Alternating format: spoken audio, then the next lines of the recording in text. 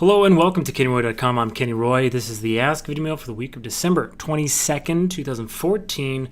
Welcome to the site to all you new members. We're just going to keep on rolling. I rarely stop and re-record. You know, I would have to really mess it up in order to not go on. Welcome to the site to all of you new members. And welcome back to the site to all of you old members. Remember, the Ask Videomail is your chance. It's your only chance on the internet to get your questions in character, animation, or performance answered in a video just like this one, but I need your questions if I'm going to answer them, so please send them to webmaster@kennyroy.com. I go through all the questions and I answer the ones that I think will help the most people. There's no such thing as a stupid question, and it is the best way to get the most out of the site. You can even send me your Maya files. I haven't gotten a Maya file in a long time.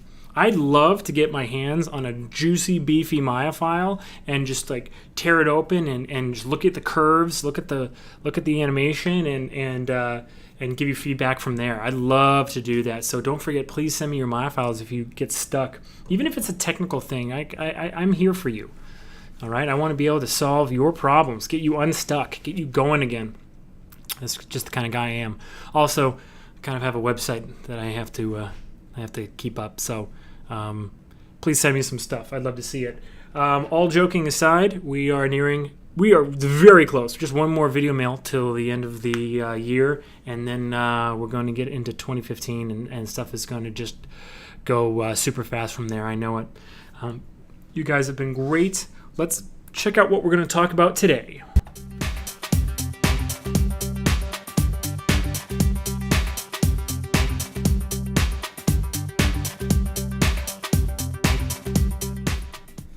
Cool question. Thank you for sending that one in. So basically, since Tempo has arrived, I've basically taken a new approach to doing everything. Facial. I don't really do facial blocking really anymore. It is so dependent on the movement of the body that you almost can't do, really, unless the body's like not moving at all. You really can't do any of it without it being changed or tweaked or having to go back. So let me give you a little bit of an example here. So in The Little Painter, there's a shot that I really like. It's by David Lamb, I believe, and so he killed it on the film. And it's a shot where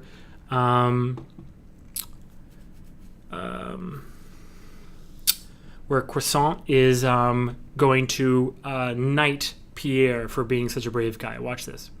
And when he turned, he saw the situation had become quite merry. For bravery in battle against an horrible troll, and for ridding this land of the beast, I dub thee Sir Pierre. So let's watch that again. One more time. So I want to make sure you guys saw that. I also am not positive you guys had the sound. Here we go. For bravery in battle against an horrible troll, and for ridding this land of the beast, I dub thee.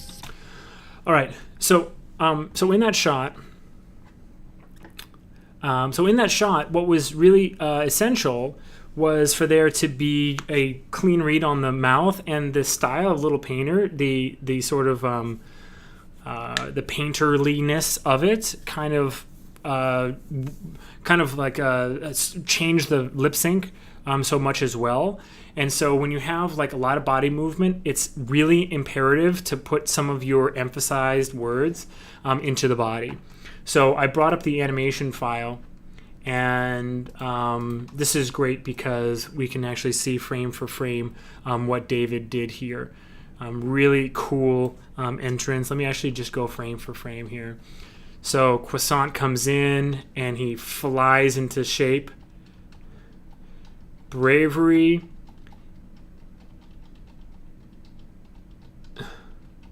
It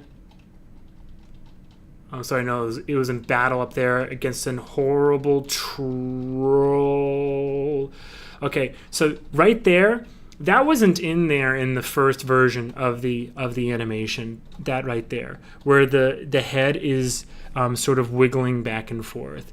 And the reason I asked for that note was because, again, with a detailed facial performance and lip sync that you have to be able to read, if you don't sort of supplement it with some movement put back into the body, then you're never going to read it. It's never going to come across to your audience. Okay, so it was that moment where he sticks his sword out. I knew I would be able to get away with having that sort of like that stuck pose, but also that nice contrast of a little bit of like a wiggle in the head. Horrible troll. Also, it was kind of in the dialogue. A little bit of that warble was kind of in the dialogue as well. So that's you don't know really what you're going to get out of the face until you like have a pretty darn close view of what the body is doing. Okay, pretty much you just don't know. Okay, if you remember, like a month ago from my Anim Gym walkthrough lecture, the fact that what I was focusing on was sort of the movement of the hands, my helper objects were basically just the hands and how that was going to happen. Just the movement up and then the ripping and sort of that dynamic, the contrast of that hold and the timing of that rip, all that stuff working together.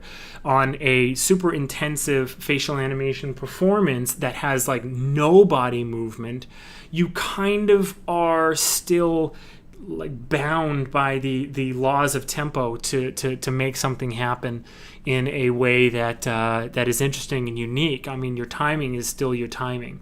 So since you are kind of like also fighting, or that is also fighting against, you know, the dialogue that you're getting, I would say that probably for an only facial animation or a lip sync shot, that's seriously like this, okay? Where like it's the guy like sitting right here, or the girl, and delivering a line like this and saying something like that and just being really intense and whatever right here. I mean, I still, you know, even just like watching me perform this right here, I still feel like a little like a sphere or a box, you know, animated with tempo that kind of feels like the energy, the lifts, and then the falls, you know, in that shot. I still feel like you could animate that with tempo, and you'd want to get that into the body before you do your lip sync. I really do, because you just don't know if, like for instance, let's say my mouth is open, all right, and this is slow motion right now. My mouth is open and I'm closing it at the same time as tilting my head down.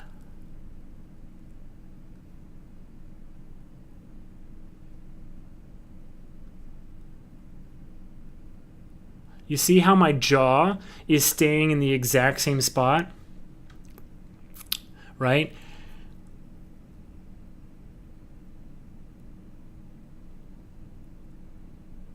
Sort of like the heads of the Canadians, the way they animate them in South Park.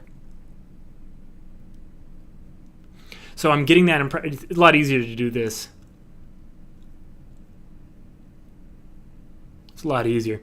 But at any rate, but I just wanted to show you, like on a frame for frame basis,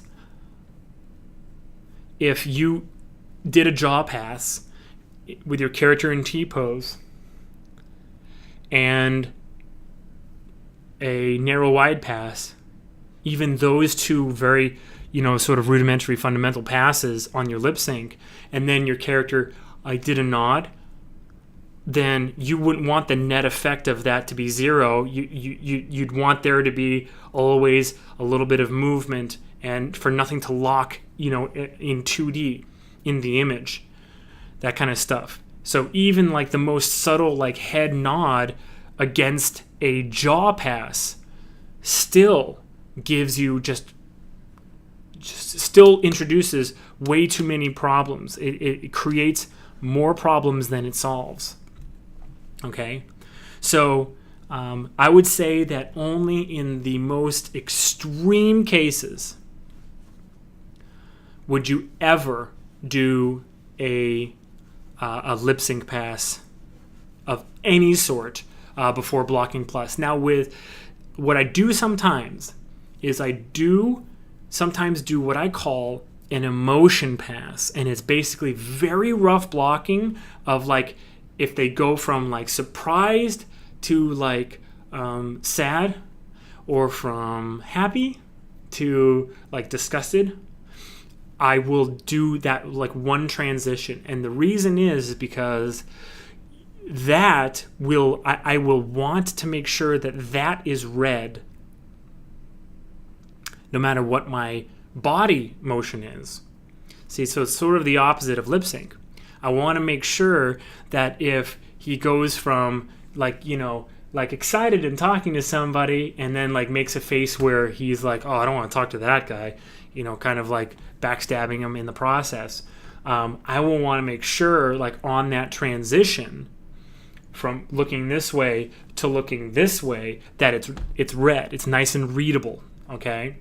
So I will very, very, very roughly block out those two emotional poses, no lip sync, but like emotional poses, and I'll exaggerate them a lot, okay? Because you can always tone it down. But at any rate, so if I do an arc down this way, it might I might have to adjust that arc because I might be going from the smile to this kind of face and miss that nice transition.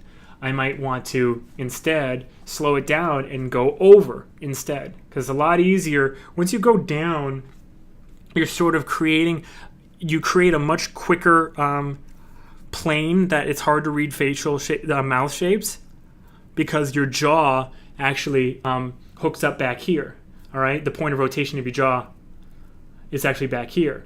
Okay, so what I mean is if the camera is pointing this way, it sort of is the same plane of rotation. Whereas you're tilting up,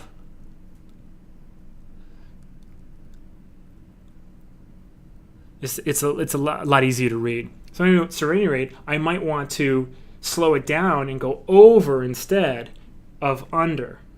You know, because we want to turn our heads on an arc, right? So, all right, bye. Something like that.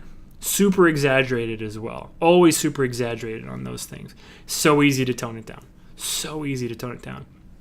All right, and that doesn't affect the lip sync. All right? So that's the only case in which I think you should go into the face before you have a very close idea of what your body's going to be, because it affects it so much. So take that into consideration when you're working on your stuff. All right? That was a great question. Please, guys, send in more. That's the address you got to send them to, webmasterkennyroy.com. I'm having a lot of fun. Hope you are too. Good luck with your animation. As always, rock on.